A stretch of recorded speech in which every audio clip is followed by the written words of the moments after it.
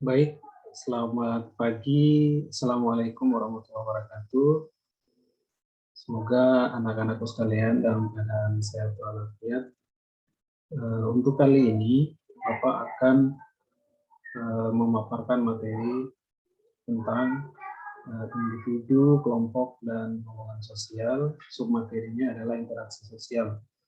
Nah, untuk ini adalah materi kelas 10, ya. Materi kelas 10 pada KD 3.2, ya.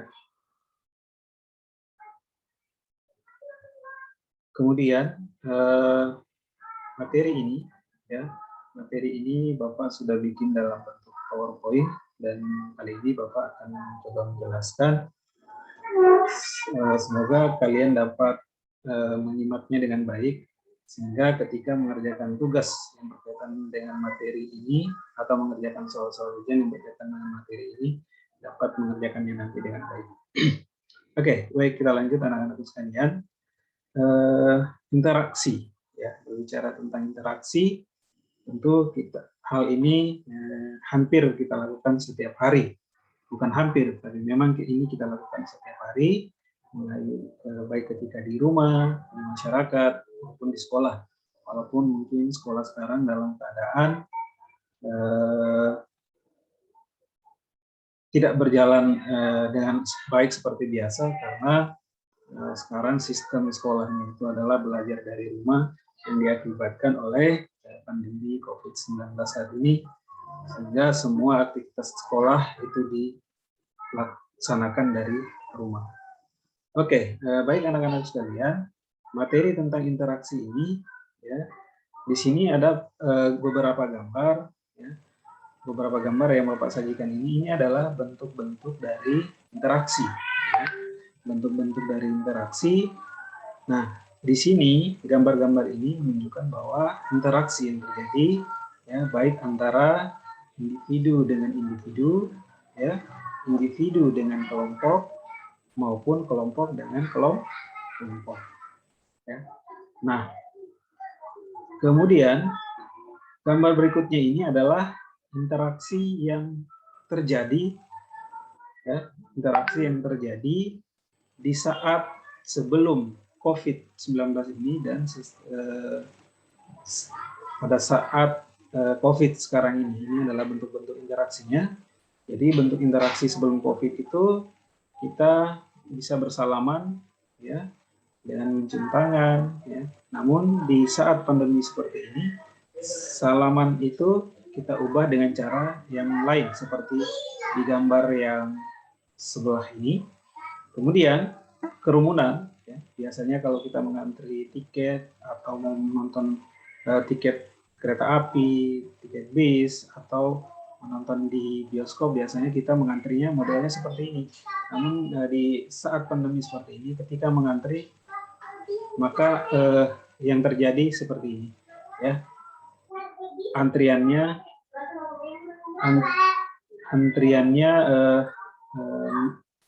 ya, berjarak, ya, berjarak seperti ini. Oke, kita lanjut. Nah, ini adalah pengertian dari interaksi sosial. Nah, jadi anak-anak sekalian mungkin bisa menyimak di sini. Interaksi sosial adalah hubungan sosial yang dinamis yang di dalamnya terdapat saling timbal balik, ya, antara individu dengan individu, individu dengan kelompok, maupun kelompok dengan kelompok.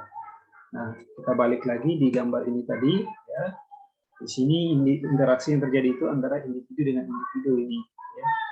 Di tanda kursor yang Pak gerakan ini adalah interaksi antara individu dengan individu. Kemudian berikutnya ini adalah interaksi antara individu dengan kelompok, dan yang berikutnya lagi ini adalah interaksi antara kelompok dengan kelompok. Oke, lanjut. Ini adalah pengertiannya. Kemudian berikutnya adalah syarat-syarat terjadinya interaksi sosial. Nah, syarat terjadinya interaksi sosial itu ada dua. Ada kontak sosial dan ada komunikasi sosial. Nah, terlebih dahulu mari kita lihat apa itu kontak sosial. Ya. Mari kita lihat apa itu kontak sosial.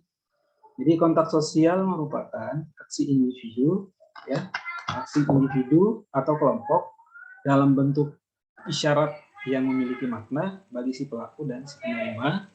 Kemudian si penerima membalas aksi itu dengan reaksi. Itu adalah kontak. Kalau kita berbicara kontak, mungkin pikiran kalian itu menuju ke kontak yang ada di handphone kalian, misalnya ya. Nah, namun yang kita bicarakan di sini adalah kontak sosial. Jadi kontak sosial itu sendiri memiliki makna seperti ini, ya. Di mana kontak sosial merupakan aksi individu atau kelompok dalam bentuk isyarat memiliki makna bagi si pelaku dan si penerima. Kemudian si penerima membalas aksi itu dengan reaksi. Nah, itu disebut dengan kontak. Nah, kontak itu sendiri, kita lanjut. Ya. Kontak itu sendiri terbagi menjadi beberapa bagian. Yang pertama adalah kontak primer atau kontak yang dilaksanakan atau dilakukan secara langsung. Ya, contohnya banyak. Selain di gambar ini, ya, seorang guru yang mengajar siswanya di dalam kelas. Ya, contoh-contoh yang lain itu, ya, kontak primer ini ketika kalian bersalaman, ya, atau ketemu dengan teman, ya, salamannya kalau sekarang itu disebut dengan salam COVID, ya, salam COVID. Nah, itu adalah bentuk kontak primer. Kemudian kontak berikutnya, ya, bagian dari kontak berikutnya adalah kontak primer atau kontak yang dilaksanakan secara tidak langsung atau melalui perantara. Ya. Contoh di sini, ya, contohnya di sini adalah seorang ibu, ya, yang sedang berinteraksi lewat laptop, menggunakan laptop. Namun interaksi kontak primer yang lain, contohnya adalah ketika kalian chatting, ya, baik itu melalui WhatsApp, Facebook, Instagram, dengan teman-teman atau dengan pacarnya mungkin, ya, itu disebut dengan kontak primer atau kontak tidak langsung karena ada alat yang menjadi perantara antara si penerima dan si pengirim pesan dan si penerima. Ya. Kemudian bagian dari kontak sosial berikutnya adalah kontak sosial yang sifatnya positif. Ya, kontak sosial positif itu dia berupa kerjasama atau gotong royong. Seperti pada gambar ini, ya, ini adalah bentuk-bentuk kontak sosial yang sifatnya positif. Nah, kontak sosial positif ini contohnya tadi sudah pasti jelaskan bahwa misalnya orang kerja bakti, ya, kerja bakti dalam membersihkan lingkungan, kerja bakti membantu tetangga dalam membangun rumah misalnya, itu semua adalah bentuk kontak positif. Kemudian kalau ada positif, ya, tentu ada kontak yang sifatnya negatif. Nah, kontak yang sifatnya negatif ini adalah dia cenderung mengarah kepada pertentangan atau konflik, ya. Di sini bisa kita lihat tawuran antar pelajar, ya, terus demonstrasi yang rusuh atau ricuh antara mahasiswa dengan aparat keamanan. Nah, kalau dilihat dari kontak negatif yang pertama di atas ini, tawuran antar pelajar ini, ya, itu sangat-sangat dilarang, ya, apalagi di saat-saat pandemi sekarang ini, ya. Jadi pelajar itu harus dan wajib, ya, mematuhi aturan, ya, terutama dilarang keras untuk tawuran, ya, baik dengan teman sesama sekolah di satu sekolah maupun teman-teman dari sekolah yang lain. Ya. Kemudian berikutnya, ya, syarat dari interaksi tadi sudah, yang pertama ada kontak, kita lanjut. Berikutnya ada yang disebut dengan komunikasi. Ya. Nah, di sini komunikasi dapat diartikan sebagai proses penyampaian pesan dari seseorang kepada orang lain yang dilakukan secara langsung maupun melalui alat bantu atau perantara agar orang lain memberikan tanggapan atau respon tertentu. Nah, itu adalah pengertian dari komunikasi. Nah, kemudian setelah kita lihat atau mengetahui pengertiannya tadi, ya, kita lanjut pada bentuk-bentuk komunikasi. Jadi bentuk komunikasi itu ada dua. Ya. Bentuk komunikasi itu ada dua, ada komunikasi verbal dan komunikasi non verbal. Nah, komunikasi verbal itu adalah komunikasi yang dilakukan secara langsung atau dengan menggunakan bahasa, ya, secara langsung. Contohnya misalnya ketika kalian berdiskusi pada saat pembelajaran, ya, atau ketika kalian berbicara dengan teman melalui telepon, ya, itu adalah komunikasi verbal. Nah, sedangkan komunikasi nonverbal itu adalah komunikasi yang menggunakan bahasa isyarat. Bahasa isyarat ini banyak, ya. Misalnya kalian kalau misalnya ada teman yang bertanya meminta pendapat kalian tentang hal-hal yang dia buat atau dia kerjakan, biasanya kita memberi tanda jempol seperti ini. Biasanya tanda jempol ini menandakan bahwa apa yang dilakukan itu sudah baik. Nah, begitu juga sebaliknya, kalau tanda jempolnya naik itu hal yang dilakukan itu baik, sudah baik. Namun kalau jempolnya dikasih turun seperti ini, biasanya hal yang dilakukan itu adalah hal yang tidak baik. Dan contoh bahasa komunikasi nonverbal ini banyak, ya. Bisa kalian lihat kalau di acara-acara televisi, terutama berita, ya, berita di televisi itu biasanya di layar televisi bagian kanan bawah itu ada orang yang ketika presenter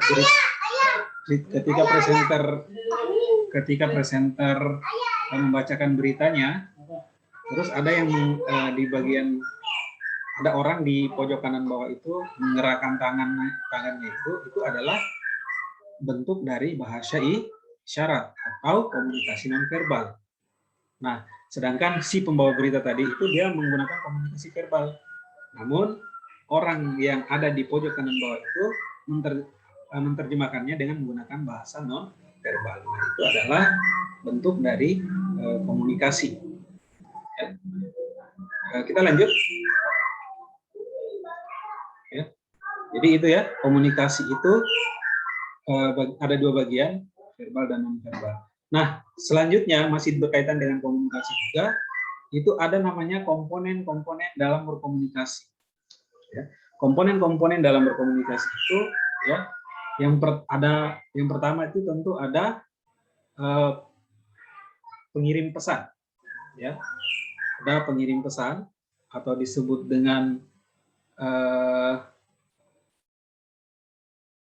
komunikator, ya. Kemudian si penerima pesan itu disebut dengan komunikan, ya. Kemudian ada pesan, ya. Setelah ada pesan, ada media yang digunakan, ya. Media itu bisa berupa medianya bisa berupa media elektronik, ya, media massa, atau medianya itu juga bisa berupa HP, ya. Bisa juga medianya itu adalah televisi dan lain sebagainya. Kemudian setelah ada media tentu ada reaksi. Jadi ada komunikator, komunikan, ada pesan yang disampaikan, ada media, dan ada aksi. Ya, aksi yang dimaksud itu adalah apa yang dilakukan si penerima pesan tadi setelah menerima pesan itu. Jadi contoh misalnya wali kelas 10, ya, menyampaikan bahwa besok pagi siswa-siswi kelas 10, ya, akan melaksanakan ulangan harian matematika misalnya, ya. Si wali kelas itu adalah orang yang menyampaikan pesan. Penerima pesannya adalah siswa. Nah, isi pesannya adalah ulangan harian matematika. Kemudian medianya itu dia sampaikan misalnya secara langsung atau melalui HP, ya, aplikasi WhatsApp, grup misalnya. Kemudian besoknya siswa kelas 10 melaksanakan ulangan harian matematika, itulah disebut dengan reaksi atau respon dari pesan yang diterima. Ya, itu adalah komponen-komponen dari komunikasi. Oke, kemudian kita lanjut. Berikutnya ada faktor pendorong interaksi sosial. Ya. Jadi ada beberapa faktor pendorong interaksi sosial. Ya. Yang pertama itu disebut dengan imitasi. Nah, imitasi merupakan suatu proses belajar seseorang melalui cara meniru ataupun mengikuti tindakan orang lain. Jadi imitasi itu orang biasa menyebutnya dengan meniru atau mengikuti tindakan orang lain. Nah, kemudian imitasi itu terbagi menjadi dua. Ada imitasi yang sifatnya positif, artinya bahwa imitasi tersebut ya dapat mendorong seseorang untuk mengikuti norma-norma dan nilai yang berlaku. Jadi proses menirunya itu kalau yang ditiru itu adalah hal-hal yang baik, maka itu disebut dengan imitasi positif. Nah, contohnya di gambar ini, anak-anak yang meniru orang tuanya sedang sholat. Nah, itu disebut dengan imitasi positif. Kemudian kalau ada imitasi positif, tentu ada imitasi yang sifatnya negatif. Yang mana imitasi yang disebut dengan imitasi negatif, ya, yaitu imitasi yang bersifat negatif jika perilaku atau tindakan yang diikuti berupa tindakan menyimpang dari norma. Jadi perilaku imitasi negatif itu meniru sesuatu atau meniru hal-hal yang menyimpang dari norma atau hal-hal yang sifatnya negatif. Nah, seperti pada gambar ini, ya, ada anak-anak yang meniru ya, atau merokok, ya. Nah, mereka merokok ini tentu ada yang ditiru, ya. Misalnya karena mungkin tiap hari dia lihat bapaknya merokok di rumah atau saudaranya merokok di rumah, maka timbullah keinginannya untuk merokok.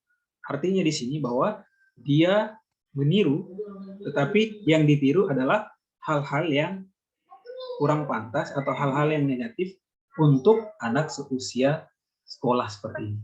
Ya. Jadi kalau di sini ada siswa misalnya atau ada siswa kelas 10 yang merokok, ya, itu bisa disebut sebagai imitasi yang sifatnya negatif. Ya. Jadi ini adalah bentuk faktor pendorong yang pertama, ya, imitasi. Yaitu ada imitasi negatif dan imitasi yang sifatnya positif. Kemudian faktor pendorong interaksi yang kedua adalah identifikasi. Dalam sosiologi, identifikasi merupakan kekaguman seseorang kepada tokoh idolanya, juga mendorong mereka menjadi seperti tokoh idolanya. Jadi di sini identifikasi itu, kalau tadi imitasi, bedanya dengan imitasi, kalau imitasi itu dia hanya meniru, kalau identifikasi ini selain meniru, dia juga membentuk mendorong orang tersebut ya merubah dirinya untuk menjadi sama dengan orang yang ditirunya atau yang menjadi idolanya. Nah, misalnya di gambar ini, ya, dia seorang pemuda yang mengidolakan superhero Superman, ya.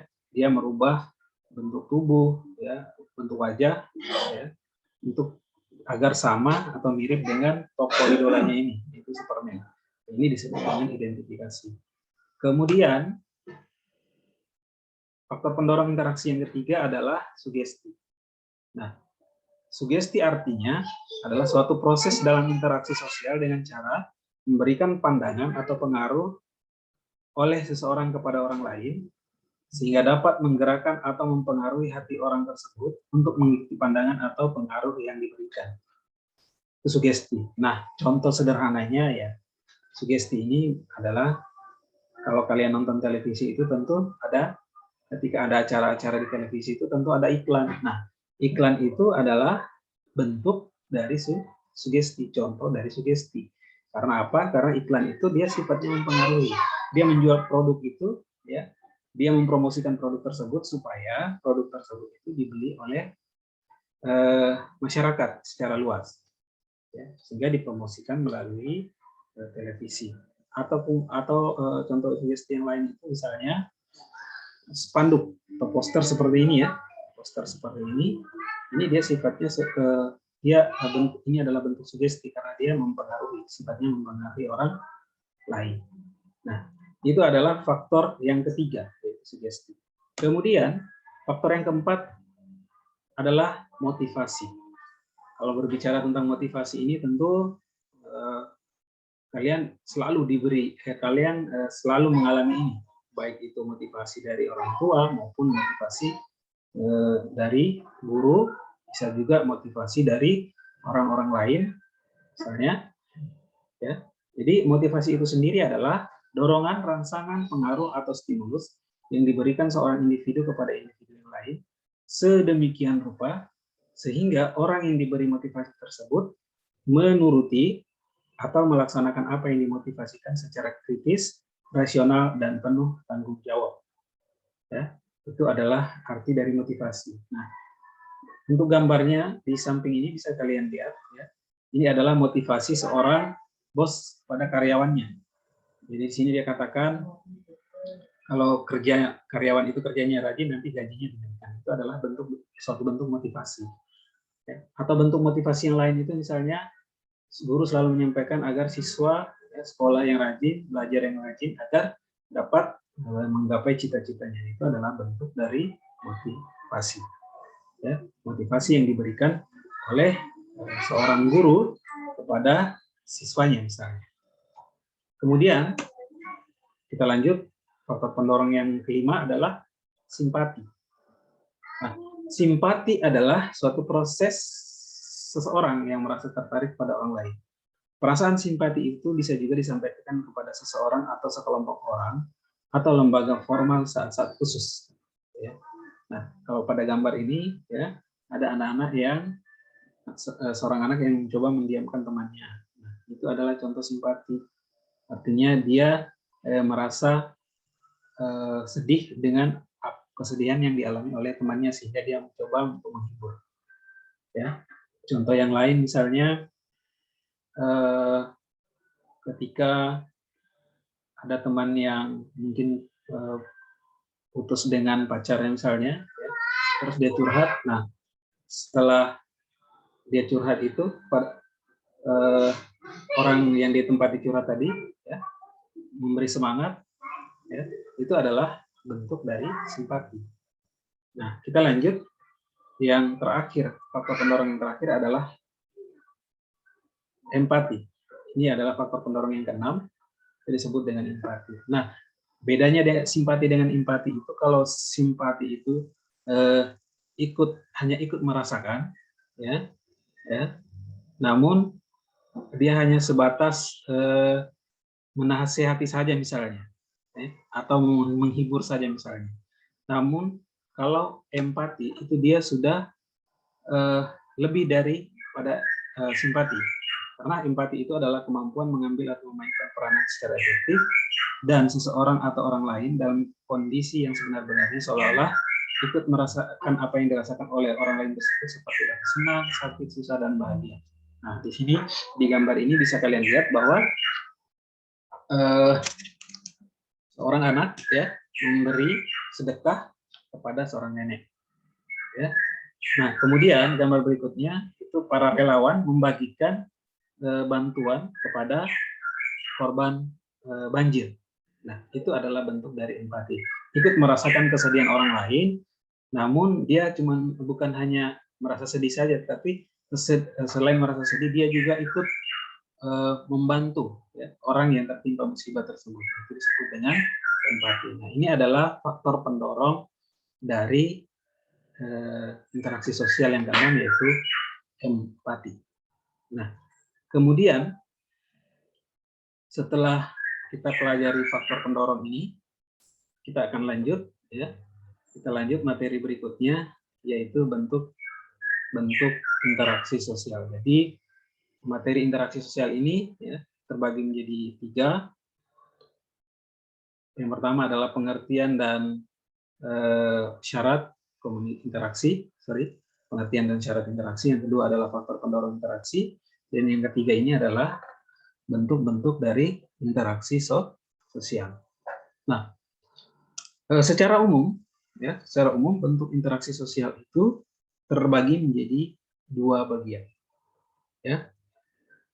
Terbagi menjadi 2, yaitu interaksi sosial asosiatif dan interaksi sosial disosiatif. Atau bahasa sederhananya interaksi sosial positif dan interaksi sosial yang negatif.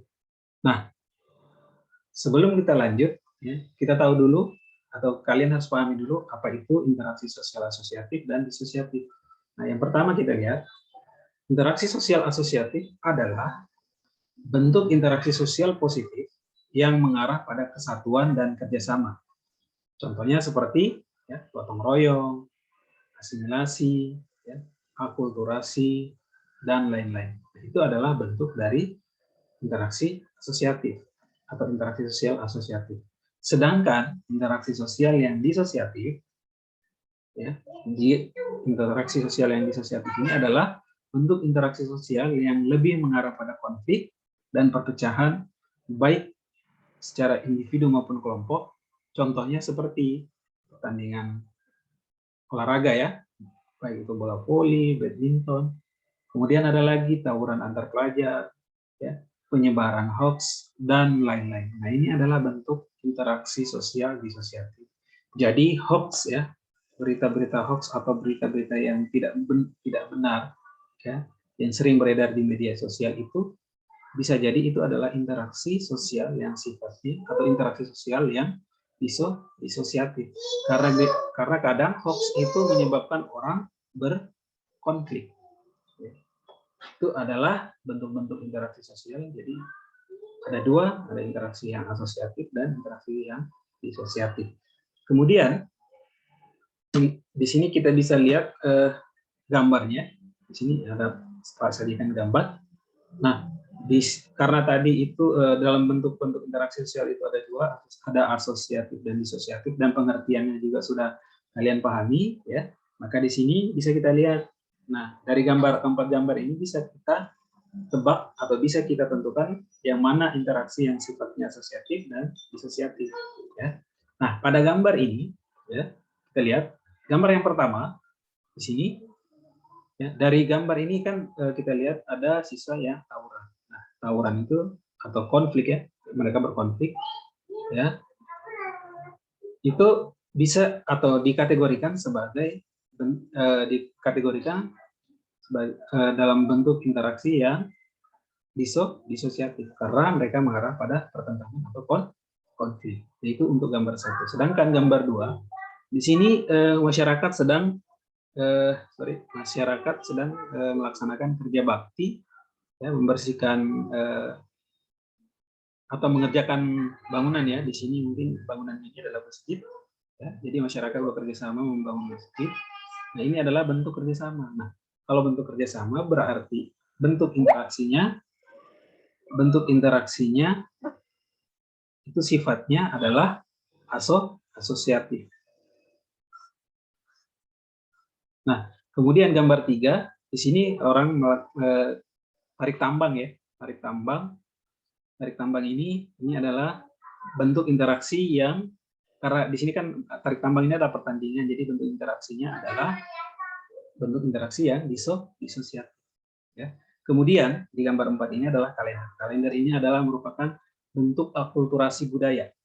Nah, akulturasi itu masuknya di bentuk interaksi yang asosiatif, ya. Jadi ini adalah contoh-contoh dari bentuk-bentuk interaksi sosial, baik itu interaksi sosial asosiatif maupun interaksi sosial disosiatif, ya. Kalau di sini juga ada gambar lain ya. Di sini bentuk-bentuk interaksi juga.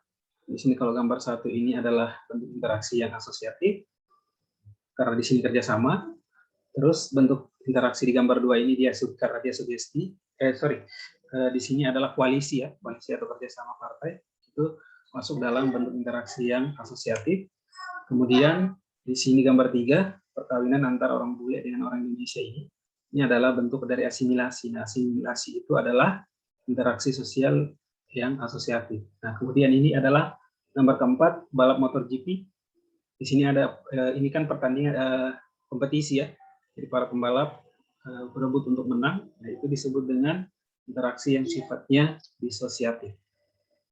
Kemudian gambar 5 ini adalah bangunan masjid.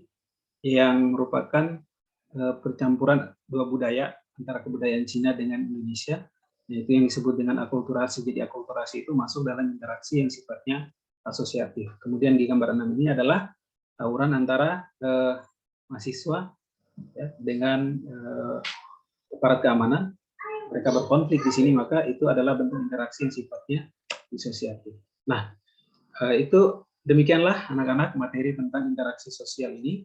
Bapak harap apa yang Bapak jelaskan ini membuat kalian paham, sehingga kalian dapat, mungkin sebelumnya kalian melakukan interaksi itu, tapi kalian tidak tahu apakah bentuknya itu asosiatif atau disosiatif. Kemudian faktor-faktor pendorong interaksi tadi, ya mungkin ada yang kalian lakukan di rumah atau di masyarakat, tapi kalian tidak tahu itu faktor pendorong yang jenisnya apa. Ya.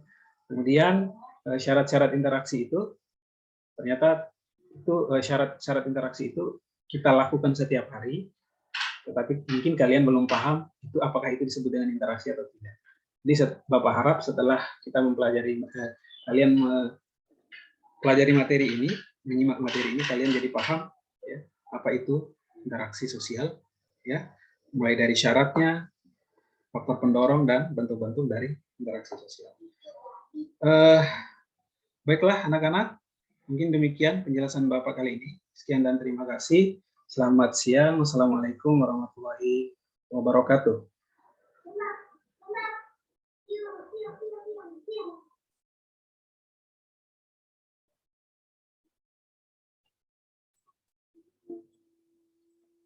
Oh.